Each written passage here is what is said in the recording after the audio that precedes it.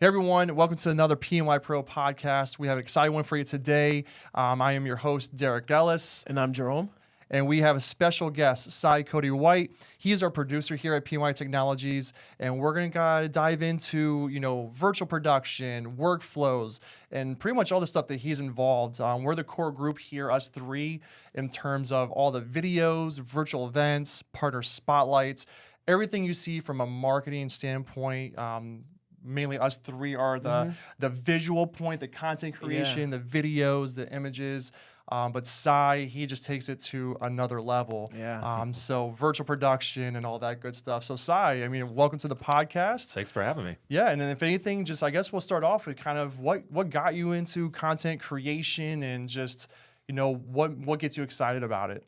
Yeah, absolutely. My background, I went to school in broadcast journalism.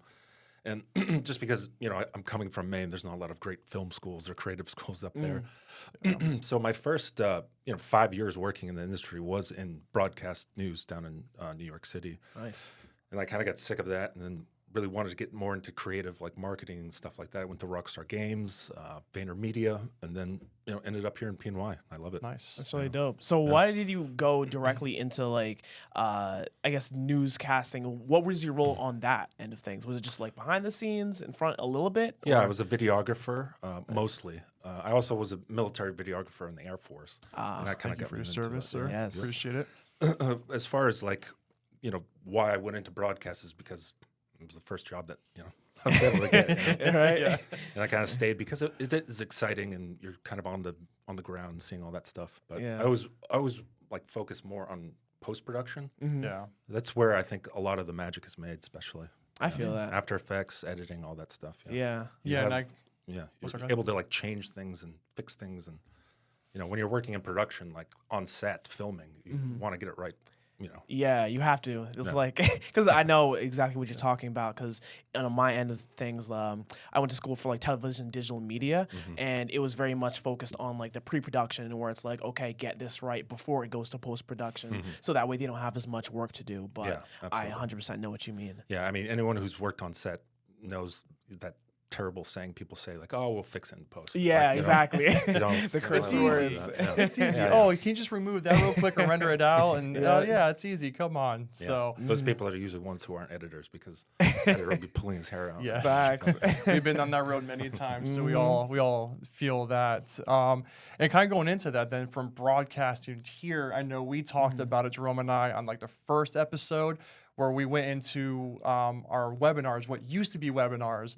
And kind of since I joined the team, I know that's like one thing we all headed up was like, how do we take these webinars that are an hour long, a PowerPoint presentation, going through slides, reading specs and all that, which are important, but how do we take this to the next level? And that's where like we put our brains together and, hey, Sy, what do you think about a green screen? And it's like, let's do it. Let's get this kit, let's get these lights. And then we got the kit and lights, and then boom, with the virtual events that came to life. And if you haven't seen one already, definitely check it out on the PNY Pro YouTube channel.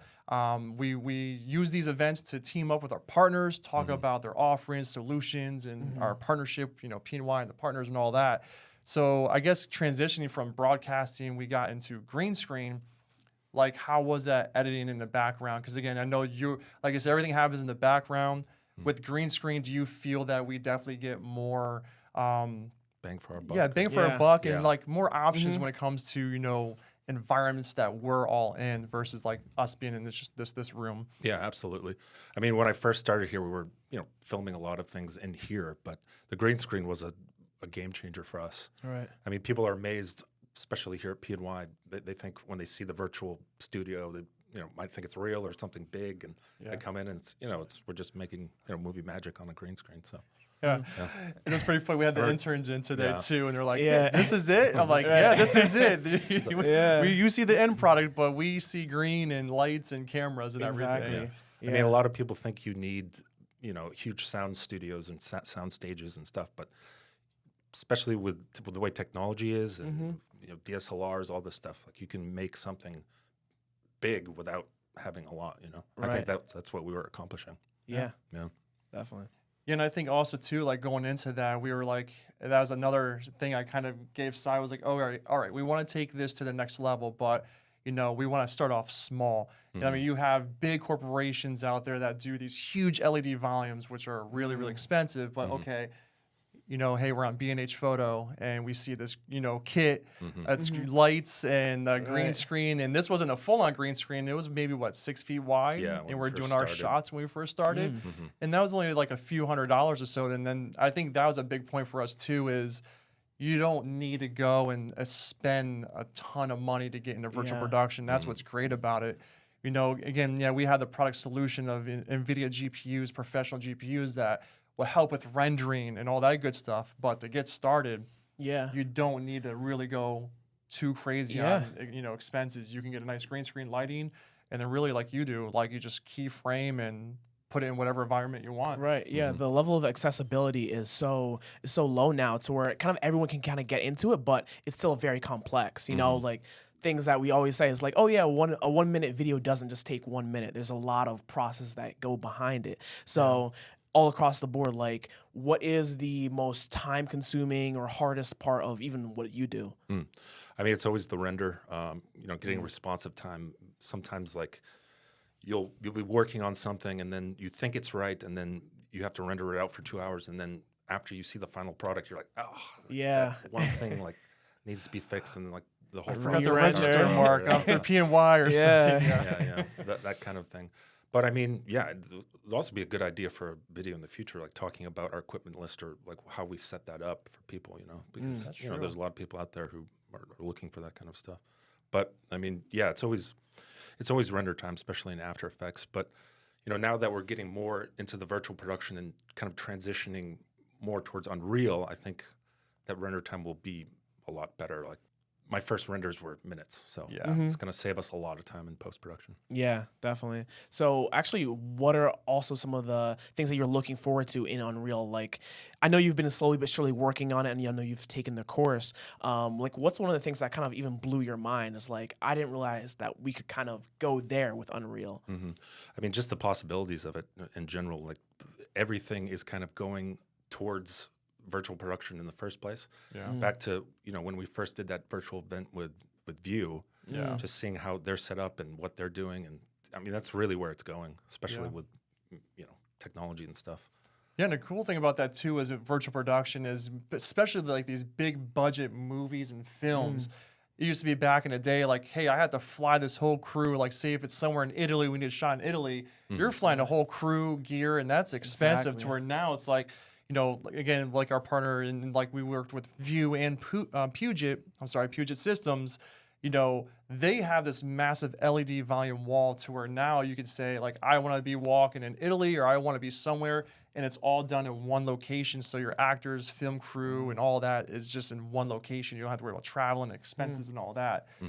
Which is a game changer for sure. Right. And I'm excited we're like going into that realm of Unreal Engine, because like Jerome just mentioned, Sy just got out of like an 8-week course, because again, we mentioned on the first podcast is like we're always thinking future and forward, and how can we take our content to the next level, which I always use the webinar as the example because it was just kind of like someone talking over slides.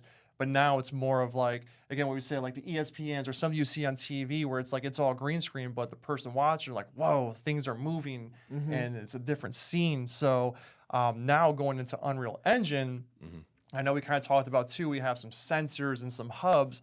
Right now, your workflow is more so we're recording on camera in front of the green screen, but then you have the keyframe and everything like that and post-production, and that's time, and time is money, as they all say. Exactly. So I'm excited to see what we can do with those sensors, because I think you mentioned with doing that, we can, potentially we will start working in real time. So when Sy creates a scene, then that's going to be the scene that we're actually walking in and seeing in real time versus have to do it on post-production. Right. Yeah, absolutely. So, I mean, how it works is those HTC Vive trackers, you mount them up and then you put, another tracker on the actual camera. Yeah. And it saves all that data in Unreal, so you don't have to, like what you're saying, keyframing, or kind of linking it up afterwards. It's all right there. So that's going to be really exciting. So that's, go ahead. Oh no, I was just gonna say, like, just to kind of reiterate your point. I feel like time is the most important factor in everything that we do nowadays. Whether it's rendering, whether it's in the content creation aspect of it, our goal is to reduce the amount of time that we can create this content and be able to, deliver it to the masses in a way. Yeah. So any way that we can be able to cut that down, whether it's render times or to be able to, as you said, get this different sensors, so that way you can make your workflow just that much easier and just make that flow, that your workflow process just smoother. I think that's just all across the board important. Yeah, especially now that we have this, bad boy here. Yeah. Yeah, Insane. powered by an NVIDIA that's a 5500, but we're working on a 6000 Ada Lovelace. Talk to the boss on that one. But yeah, and it's great because then again, we're a hardware-based company too, and it's great that we can utilize. We're not only just talking about and pushing the product through our content, but we're actual users of it. So like that system there is our latest build that we did, which is going to be the system we're using with Unreal Engine. So then that way we'll have the sensors and everything connected to it. And if you're just listening to this on the podcast, definitely check out the YouTube channel because you can see the system we're talking about. I built it. I love it. I went for like the stealthy look, and I feel like we accomplished it. Just nice, clean, nice. And it's powerful. I remember when we got all those parts in, it was like a birthday present. It was amazing.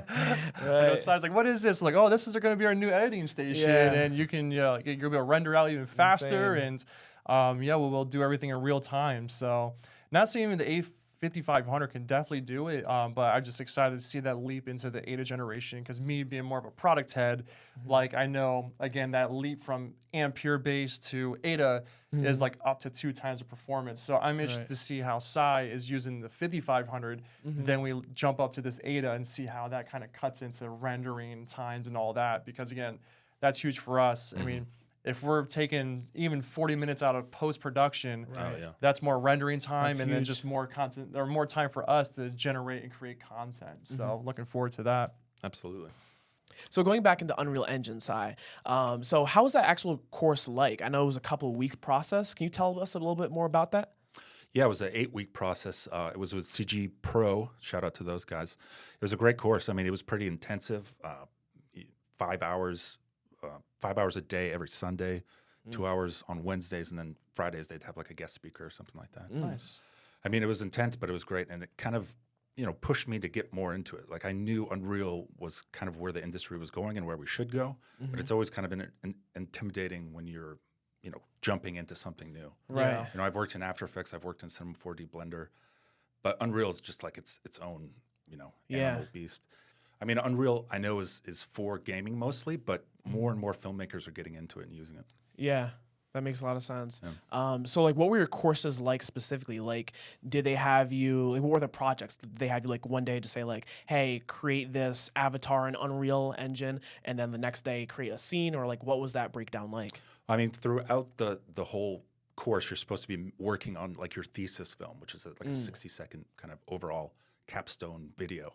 Okay. And each week would cover, 1 week they'd cover lighting, 1 week they'd cover rendering, 1 week they'd cover, animating and stuff like that. There's just so much to it.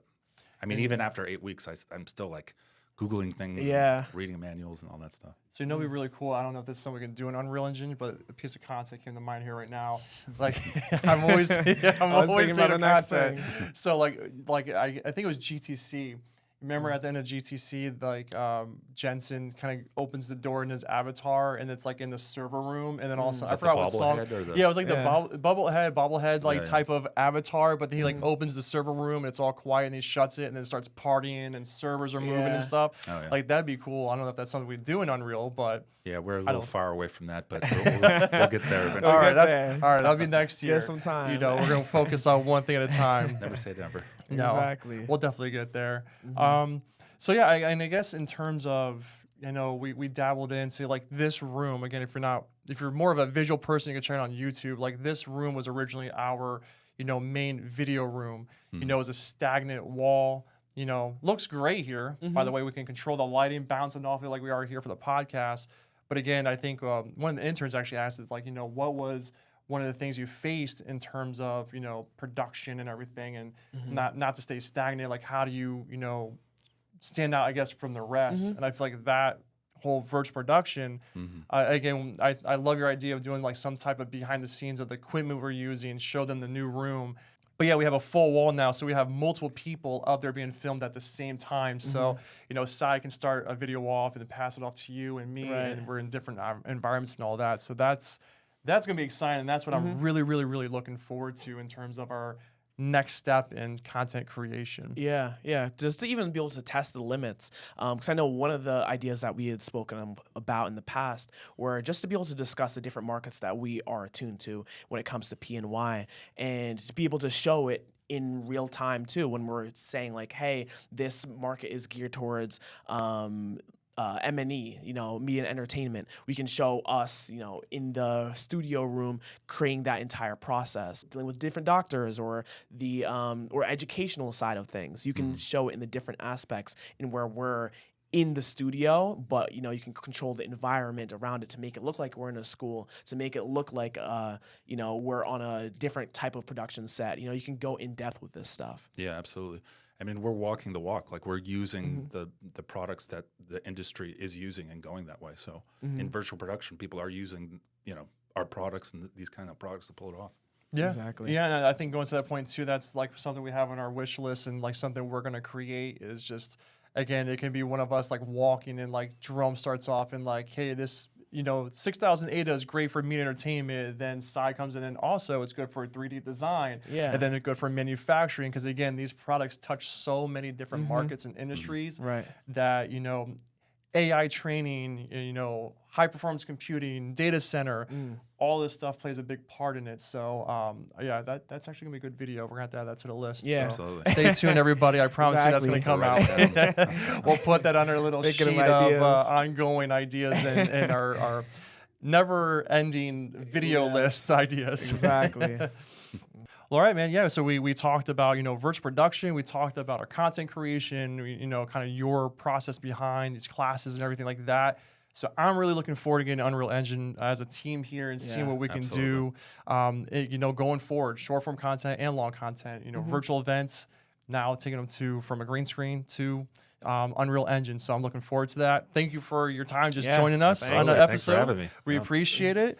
All right, Jerome, so tell everybody where they can find us. You can find us at PNY Pro on all social media accounts, and you can find us at your favorite podcast platform, at Spotify, at Apple Music, as well as SoundCloud. Great. Well, again, thank you all for tuning in, and make sure you stay tuned for the next PNY Pro podcast. All right. Until then, we'll see you in the next episode. Take care, guys. Take care.